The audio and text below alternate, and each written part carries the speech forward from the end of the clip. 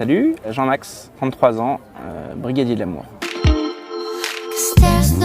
La Brigade de l'amour, c'est un label solidaire qui fait deux choses.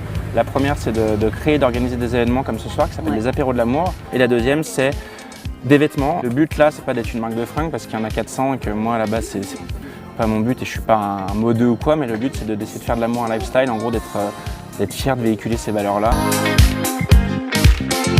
J'étais pendant 9 ans avec une nana avec qui j'étais fiancé, qui s'est barrée juste avant le mariage. Donc j'ai fait une grosse dépression. Le déclic, c'est qu'un jour je m'inscris sur Mythique. Et en fait, je suis sur deux écrans en même temps. D'un côté, je m'inscris sur Mythique et de l'autre côté, je cherche un nouveau canapé puisque mon ex était parti avec. Et là, à gauche, sur Mythique, je remplis les cases. Je cherche plutôt une meuf, plutôt blonde, plutôt tel âge. Puis à droite, je coche des cases. Je cherche plutôt un canapé d'angle, telle couleur. Et je me dis, waouh, grosse angoisse. Même chose, quoi. Grosse angoisse. Le parcours client est le même. Je coche des cases. Le canapé que je vais garder 2 ans parce qu'il est mal molletonné et la nana que j'aimerais garder toute ma vie, en fait, j'y accède de la même manière. Deuxième déclic, je vais à une soirée Mythique. Et puis cette soirée Mythique, en fait, il n'y a que des célibataires. Tout le monde s'en regarde du coin de l'œil, genre qu'est-ce qui t'est arrivé mon pauvre? Et en fait, ça j'aimais pas du tout. Donc je me suis dit, putain, qu'est-ce que... J'ai jamais réfléchi, ça n'est pas du tout un business. Et d'ailleurs, je gagne pas d'argent avec ça, mais le but, il est ailleurs. C'est que je me suis dit, comment je fais moi? Qu'est-ce que j'aimerais qui existe pour recréer du vrai lien entre les gens? Et donc, je me suis dit, les apéros de l'amour, où, comme je te disais tout à l'heure, les gens vont arriver en couple, mais avec des amis célibataires pour démultiplier ce réseau. Et après, j'ai eu l'idée des badges. Pour dédramatiser aussi. Et dédramatiser la rencontre. Les gens, ils viennent avant tout pour découvrir un lieu de dingue. Ouais, ensuite, pour se marrer, être avec leurs potes. Et au passage, il s'avère qu'il y a des messagères de l'amour qui sont là pour casser la glace un peu entre les gens qui se regardent du coin de l'œil. C'est une idée que j'ai eue à 3h du mat. Je me suis dit, à la base, t'es timide.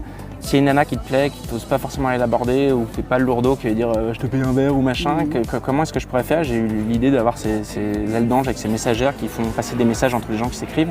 Et en fait, au premier événement, j'avoue que j'avais cette idée-là, j'avais les nanas avec leurs ailes d'ange, et quand les gens commencent à arriver, je me suis dit oh putain merde, ça va pas le faire, je le sens mal. Et vers 21h30, après quelques cocktails coup de foudre, les gens se mettent à s'écrire, et il y a entre 400 et 500 messages échangés à chaque soirée. On peut voir en fin de soirée qu'il y a une quarantaine de personnes qui restent, qui sont en train de s'échanger leurs petits numéros.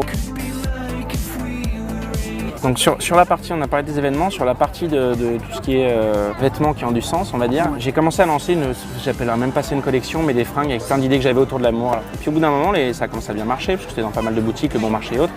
Je me suis dit, bon, c'est cool tout ça, mais comme mon but, c'est pas de gagner des sous avec ça, que je suis pas une entreprise où un mec s'est posé un matin en me disant, tiens, comment faire du beurre sur le dos de l'amour, c'était pas du tout ça, c'était un événement de vie. Je me suis dit, tiens, comme j'ai une belle communauté d'ambassadeurs, je vais leur demander un truc hyper intime qui est de dessiner leur vision de l'amour et ensuite de choisir une association qui leur tenait à cœur.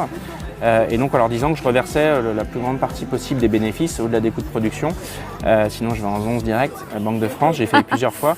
Mais de reverser une plus grande partie des bénéfices possibles à une association. Mais l'idée c'est aussi de donner de la visibilité à des plus petites associations qui sont moins connues que les Restos du Cœur ou autres. Et donc du coup ces associations-là, par le biais de ce que font les ambassadeurs et par le biais des photos qu'ils mettent sur Insta ou autre, ça permet de les faire de les mettre en lumière, exactement. Et je fais la même chose depuis, là c'est la 14e édition des apéros de l'amour à Paris, et depuis le 5e, je fais payer 5 € l'entrée pour une asso différente à chaque fois aussi. Génial. Voilà.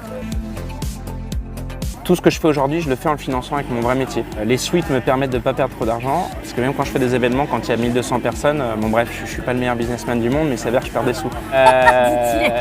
Non, mais c'est pas grave. Mais du coup, la solution, en fait, j'ai pas envie de demander, c'est gênant, ça me gêne comme question, parce que comme je n'ai jamais réfléchi comme un business et qu'il y a beaucoup de gens autour de moi qui me disent mais il faut, parce que sinon à un moment tu vas droit dans le mur, et c'est assez vrai, mais la seule solution qui est, c'est que plus les gens vont en parler, plus il y a de gens qui vont venir aux événements, plus les gens qui aiment la partie vêtements vont en acheter, plus ça va me permettre de plus être à découvert sur cette partie-là, et donc de développer les choses. Merci Jean-Max. Eh bien, je t'en supplie. Merci pour ce que tu fais. Et love will rule the world, comme on dit. Exactement. Ah.